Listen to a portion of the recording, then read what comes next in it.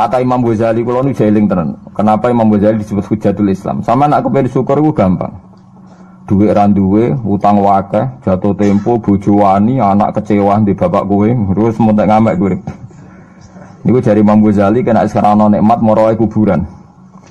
Moro kuburan terus kamu berkeyakinan bahwa semua yang sudah mati itu sangat-sangat berkeinginan hidup meskipun hanya 1 jam.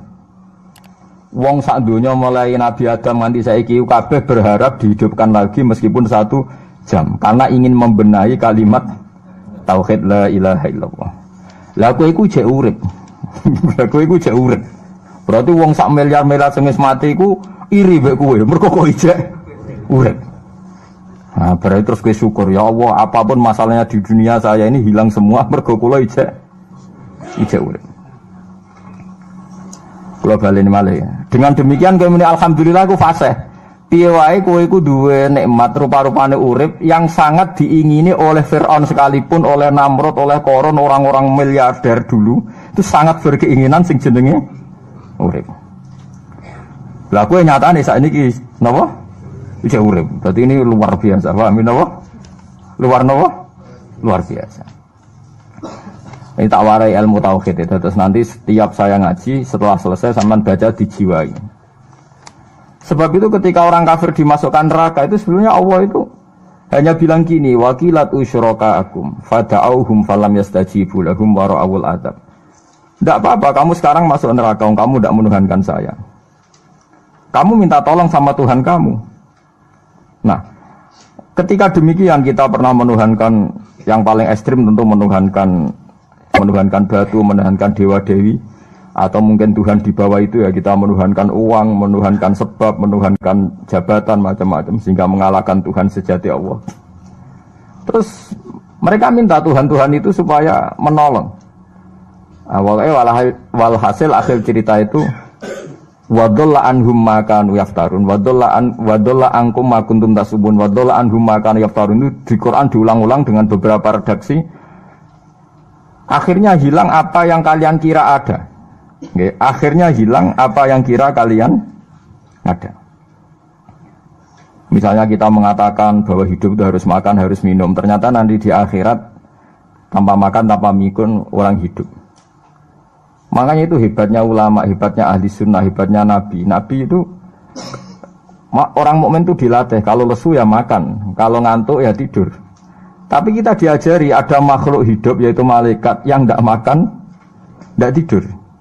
Paling tidak meskipun kita itu kalau tidak makan lemes, kita tetap tidak mengatakan tanpa makan makhluk pasti mati. Karena kita berkeyakinan diberi akidah.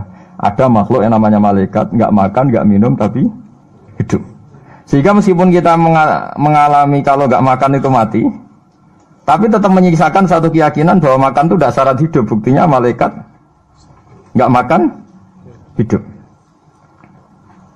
Paling tidak dengan keyakinan itu kita tidak mendewa-dewakan harus makan. Itu cara-cara Nabi mengajarkan kita. Paham gitu. Terus ini saya ulang-ulang. Makanya disebut wadolla anhum. Apa yang mereka kira ada itu dari awal tidak ada. Ya, apa yang mereka dikira ada nanti di akhirat tidak ada. Lah sing ada itu tetap nopo alhamdulillah. Makanya ketika nanti orang masuk surga da'wahum fiha subhanakallahumma wa tahiyyatuhum fiha salam wa akhiru da'wahum alhamdulillahi rabbil alamin. Ini penting kula aturaken. Terus sakjane salah niku ora dikepenak. Itu sebabnya kenapa orang yang kafir mulai cilik sampai tua ketika meh mati kok nglafadzna la ilaha illallah, satu kalimat ini akan menghapuskan kekafiran di masa lalu. Kenapa kok bisa hapus? Karena kekafiran yang masa lalu itu omong kosong semua. Ini omong kosong semua. Barang itu kalau hakikatnya kosong, hilang karena tidak ada bukti, memang tidak benar. Itu kan gampang untuk menghilang. Itu podo karo wong mending ini.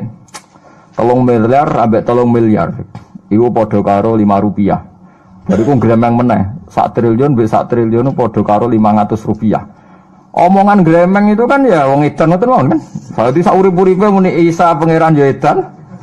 Muni liyane pangeran itu kan omongan ra penting semua. Meskipun yang disebut tuh miliar triliun tapi kan cara guru biji busa kan gampang dobong ae wong ndak. Tapi malaikat bagian katabah, bagian nulis, itu rawani ngobong la ilaha illallah, ben kualat tapi yang pengirannya. Makanya saya pastikan sekali sampean nglafadz la ilaha illallah itu benar, malaikat sing sentimen mbek sampean pun tidak bisa bakar itu. Kualat den. Paham juga maksudnya? Paham ya? Jadi jelas guys ini kenapa kalimat itu begitu dikjaya. Paham ya? Begitu dikjaya. Lah soal kita ngalami di zaman akhir. Orang lafadzkan kalimat itu dianggap bid'ah terus tukaran. Ya kita semua ngalim bingung kalimat itu salah apa dianggap napa bid'ah. Wong kalimat disifati thayyibah sing lafadzno dihukumi nglakoni bid'ah. Lah sing diarani bid'ah ya ora trimo pisan, malah gawe hadis palsu.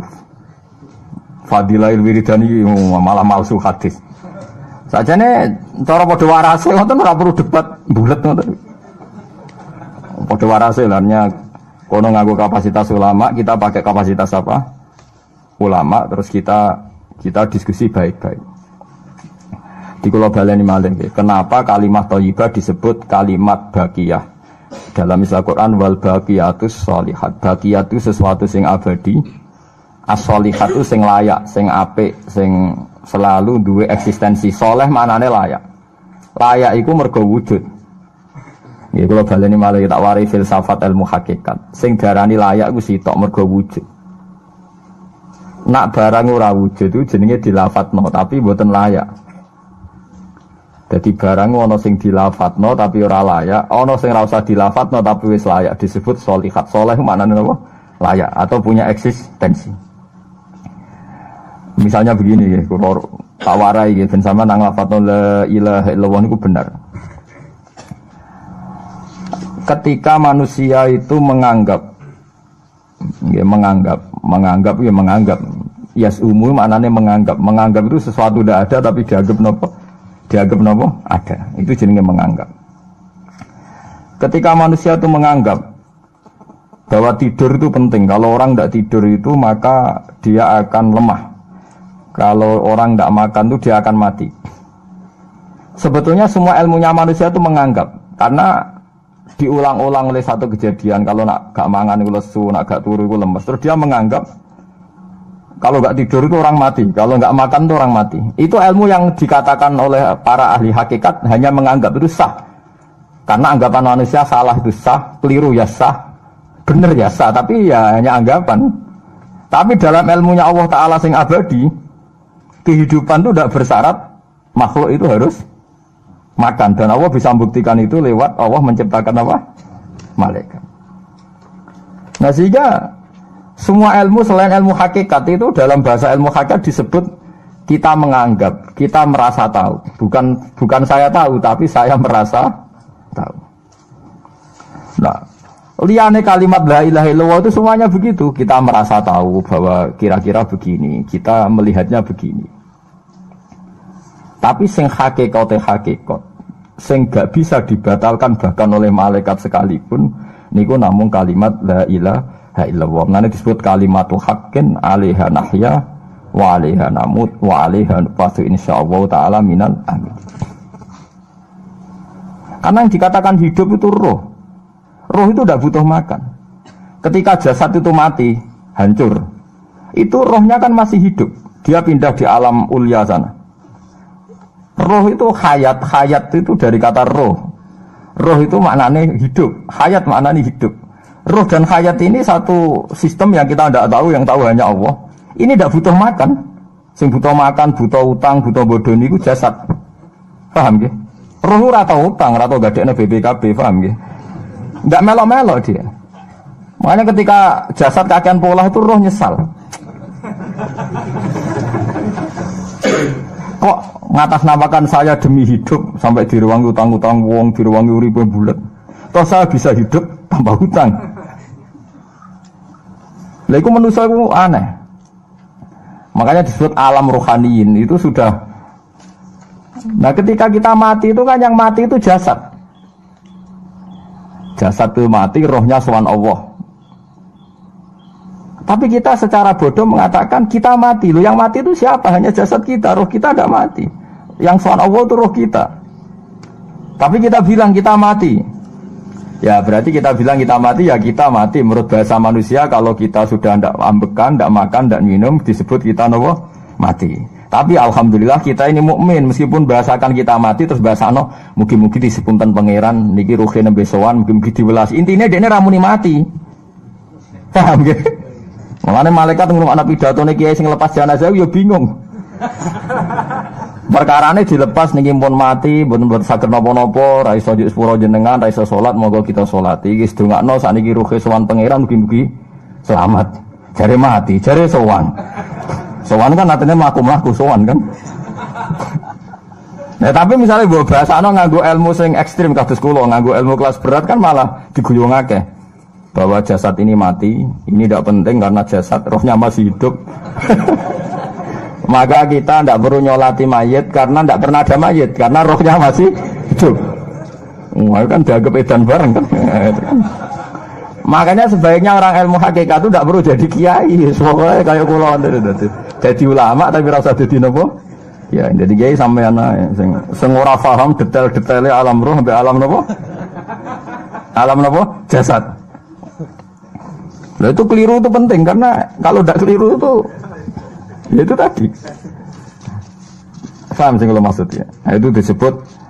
Nah, kalau sama tanya, lalu roh itu gimana Gus? Ya nggak ada jawabannya. Wong Rasulullah saja yang orang paling pinter di dunia, orang paling tahu. Wa yasalunaka 'anir ruh, qulir ruhu min amri rabbi. Roh itu urusannya pangeran. Makanya kalau sekarang sampean pertanyaannya gini. Waktu gale guyonane Siti Jenar. Siti Jenar itu ya ono pinter, ya ngawur tapi ono pinter. Dene iku ora tau salat. Sing salat ruhe jare. Dadi ora tau sujud, sing sujud jare ruhe. Yen darani wali songo iki goblok. Wali songo iki gobloke ra karuan jare Siti Jenar. Wong kon salat, bathuke nganti ngecap jare Siti Jenar. Lah nek sing ngecap bathuke sampean fisik iku hancur, pas ketemu Allah seksine apa? Jare Siti Jenar ke jangan ketemu pintu. Kok jasad kita ini hancur. Misalnya kayak ngandalo batuk ngecap, jasad ini kan hancur. Sing mbok sowan pangeran rohem. Roh iku wis kon sujud ae ora usah awam. Lah akhire nak wae salat terus meneng ae jare wis salat. Sing ada teng pintu-pintu niku. Nah sing mung syariat terangno ora iso. Rata-rata kiai syariat kan ra pinter hakikat. Mau ngamuk ngono to, murtad kowe. Nah ngamuk lho. Hasil wong syariat kan apa? Ngamuk. Ngamuk ana stresan nerangno ngamuk. Ya akhirnya gak sambung kan.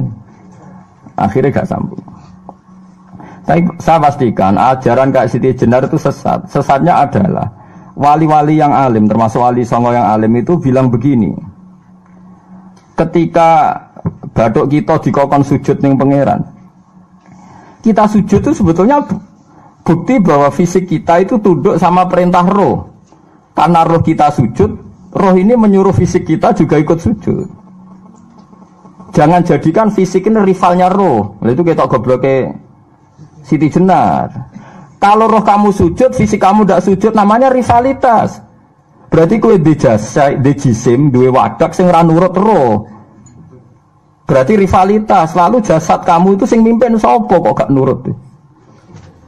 Lah ini mulane sing rodok-rodok Siti Jenar tobat mulai detik ini, Pak. Karena ya buatan tak ajak mikir sama paham ya. Jadi ini permainan ilmu kelas tinggi paham ya. Kayaknya gak tahu mikir toh. Lah diwarai kok ben kok alhamdulillah aku fase. Paham ya? Paham ya? Makanya andekan malaikat itu kok sujud ning Nabi Adam ketika Allah nyuruh, "Hei para malaikat, saya menciptakan manusia namanya Adam. Setelah jadi maka kamu sujudlah." Itu malaikat sujud. Sujudnya malaikat bukan karena nganggap Nabi Adam itu Tuhan atau makhluk yang istimewa, enggak. Karena perintah Allah disuruh sujud. Malaikat gak perlu tanya maknanya sujud ke Adam itu apa, enggak perlu. Pokoknya karena Allah nyuruh ya sujud. Paham gitu? Setan pakai rasional. Ngapain sujud Adam? Musuh bodoh-bodoh makhluk. Mulanya orang aliran sing sesat malah darani malaikat sama iblis itu tauhidnya tinggi iblis. Karena malaikat diuji disuruh sujud sama Adam, makhluk mau, terjebak dia sama permainan Tuhan. Apa itu? Cari malaikat terjebak tes-tesane pangeran. Iblis luwih pinter perkara nek ra gelem sujud. Berarti dekne mau gelem sujudnya namun kalian Allah. Lha kok wong sesat kok. Wong kok nganggur nganti ngono maksudnya mikire iso ngono. Mulane sing do diutang dosa luwih apik timbang sing dipikiran ngene iki, paham ya? Paham ya? Jadi malaikat terjebak permainan Tuhan, jadi dites gak lulus ya. Itu ngeri kalau nuruti alin-alin ngoten. Yang benar adalah setan itu dianggap keliru. Karena dia tidak punya otoritas pikiran. Dia ini ora wujud. Hakikatnya setan malaikat gak wujud. Wujudnya diwujudno Allah. Nah wujudnya diwujudno Allah. Apa wae sing dadi dawuh Allah kudu sami'na wa ata'na. Karena dia tidak bisa menjadi rival Tuhan. Makanya kalau kita diperintah Allah langsung lakoni, gak usah gawe rivalitas. Mulai paribasane ke kon mangan wis sareng nek Allah ngutus mangan wis mangan ae. Nang kok wargen wis Gusti pokoke mangan. Nek ora mangan ya ora mangan, pokoke kon nurut. Nah itu kelirune Siti Jenar, dia lupa bahwa dengan mengatakan jasadnya tidak perlu sujud mergo sok ben sithik satu roh, dia bikin rivalitas antara roh dan jasad. Mula nate maca aliran Siti Jenar mulai yang versi Arab sampai versi tulisane wong-wong bingung-bingung iku sing luwih bela Siti Jenar timbang Wali Songo. Bahkan dalam cerita itu seakan-akan Wali Songo kasut mergo jare Siti Jenar dipateni wangi terus diganti asu macam-macam lah cerita ngono. Mula nu peneliti ra kabeh, kula ra koyo Kiai Mustofa niku ora apa ya ngono. Gak jelas roe tapi jelas dadi kiai ini. Enak ngoten niku. Dadi ya ana wong ilmune ra pati akeh tapi jelas dikiyaino. Kula ilmune akeh ra pati dikiyaino. Jadi kekeliruan-kekeliruan ini mergo ngoten niku nggih memang ilmu hakikat itu jelimet. Tapi sampean harus saya latih. Piye sampean ngaji ning kene ya suwi tuwa saya kenal sithik-sithik. Lah nanti makanya nanti menghilangkan barang batil itu mudah sekali. Karena barang batil itu hakikatnya ndak ada. Mbok ana wong muni 1 miliar ditambah 1 triliun jumlah 5 rupiah, mbok sing disebut angka 1 miliar 1 triliun lafaz ini ndak ada. Nggih lafaz ini ndak ada, fakta ini ndak ada. Makanya disebut di Quran iyaquluna illah kadzib. Sebagian Quran istilah lebih ekstrim. Kaburas kalimatan takhruju min afwahihim. Kalimat itu menjadi besar karena ada yang melafatkan, tapi kalimat ini tidak pernah menunjuk hakikat. Lho nggih to, misale wong nyebut iki geni, wong iki HP kok diarani geni, itu pernah ada kalimatnya tapi tidak ada faktanya. Ini batu disebut itu Tuhan. Yang benar itu batu, disebut Tuhan itu kan kalimat sing ada kalimatnya tapi tidak ada faktanya. Paham ya? Ini disebut kaburas kalimatan sing takhruju min afwahim. Terus iyaquluna illa kadziba. Mereka hanya ngomong secara dusta. Sebetulnya kalau barang hakikat itu tidak usah diomongkan, itu tadi kalimatu haqqin 'alaiha nahya wa 'alaiha namut wa 'alaiha nufasu insyaallah taala minal amin. Tapi kalau kalimatul batil kalau enggak diomongkan enggak ada yang ngomong. Karena harus diomongkan, itu pun enggak menunjuk apa? Enggak menunjuk apa? Hakikat. Lah semua manusia itu ngomongnya itu rodok-rodok ala zamihim sesuai klaimnya. Mulane omongane sampean bingung nama malaikat. Saya jamin, muga sampean kenal malaikat kados kula niku malaikat sambat tenan mbek omongane sampean. Kok ndak gimana coba? Kita bilang saya ini kaya, baru punya uang banyak, kaya. Malaikat sing nyekseni kekayaane Allah janggal, kere kok muni sugih. Terus kowe muni saya ini orang kuat karena saya presiden Amerika, saya presiden Indonesia orang kuat. Kita pun sebagai kiai bilang Jokowi itu orang kuat, presiden itu orang kuat. Malaikat sing roh langit bumi, sing roh Allah, dijayane Allah, pemene malaikat Israel. Mangkel sak boleh ana bahasa kuat tuh. Ah semane tak protes ber kok iso muni kuat itu kuat apa nih? Jadi bahasa manusia itu membingungkan semua. Coba Anda jadi malaikat Israel, terus ana wong peteta-petete muni kuat. Kuat temu ning ndi tak pites setiap saat itu. Jadi bahasa manusia itu membingungkan semua. Makanya malaikat itu kuat yang uang ngomong gak jelas. Nah, makanya mereka nggak dianggap temannya malaikat. Karena tidak wali, dia tidak tahu ilmunya malaikat. Lah wali itu tidak pernah terjebak omongan itu. Disebut ala inna auliya Allahi la khaufun alaihim. Walaupun sampai disebut nanti di antara khasi wali itu kalau meninggal tatanazzalu alaihimul malaikatu alla takhafu wa la tahzanu wa absyiru bil jannati allati kuntum Terus malaikat-malaikat yang di langit semuanya bilang pada wali ini, nahnu auliyaukum fil hayatid dunya wa fil akhirah. Saya ini mitra kamu, saya ini teman kamu, baik zaman kamu di dunia maupun di akhirat. Karena bahasanya wali dengan bahasa malaikat itu sama. Tidak pernah merasa kuat, tidak pernah merasa hebat, karena malaikat itu tahu yang hebat itu Allah, tahu betul dia. Apalagi temannya Israel tahu betul. Paham ya? Olah wali yang muniku bahasa di siga sambung. Disebut nahnu aulika, agak tahu tuh paham Quran kados kula. Lah mulane ngaji, wis kerepean lah pokoknya paham. Lah bahasa manusia enggak wali itu bingung kan malaikat, karena tadi kita bilang presiden itu orang kuat. Ini orang kuat. Padahal malaikat yang bagian mitosnya Allah ini janggal, kuatnya nang ndi. Apalagi malaikat yang nyekseni alam malakut, alam ning langit. Yang sampean saiki wis sinau planet mawon lah. Planet Mars itu kayak gini, Platurus gini. Delok bumi planet paling kecil. Wong bumi planet paling kecil kok penduduknya paling kuat tuh piye kamu sih? Paham ya? Wes bumi paling kecil digoni wong miliatan. Terus untuk mau sepiro? Mau untuk kok terus kuat itu kuatene? Endi? Berarti sampean membahasakan orang kuat yo gak sido bener. Orang itu ilmuwan, orang paling pinter di dunia. Pinternya ning ndi? Misalnya yang ngerasa pinter karena ini bisa menemukan komputer, bisa menguasai sak dunia, peneliti, handal ngene-ngene jare malaikat. Umpama ke roh ilmu sak bumi ku rong roh Mars. Aku sing nata Mars, tukang jogo. Artinya umpama ke roh tenan bumi ku rong roh planet lain dan kehidupannya di sana.